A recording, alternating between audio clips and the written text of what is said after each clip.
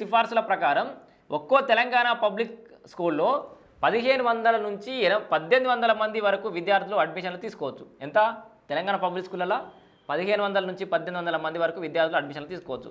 వీటిలో pre primary level నుంచి intermediate వరకు క్లాసులు నిర్వహించున్నారు. కనీసం 4 నుంచి 5 ఎకరాల్లో ఏర్పాటు చేయనున్నారు. ప్రతి సెక్షన్లో 30 మందికి మించి స్టూడెంట్లు ఉండొద్దు. 8వ తరగతి నుంచి ఇంటర్ వరకు స్టూడెంట్లు కెరీర్ గైడెన్స్ ఇవ్వనున్నారు. ఒక్కో స్కూల్ ఏర్పాటుకు 12 కోట్ల అవసరం. మొత్తం 632 స్కూళ్ళకు గాను 22,000 కోట్లు కావాలని సర్కారుకు అందించిన నివేదికలో విద్యా కమిషన్ తెలిపింది.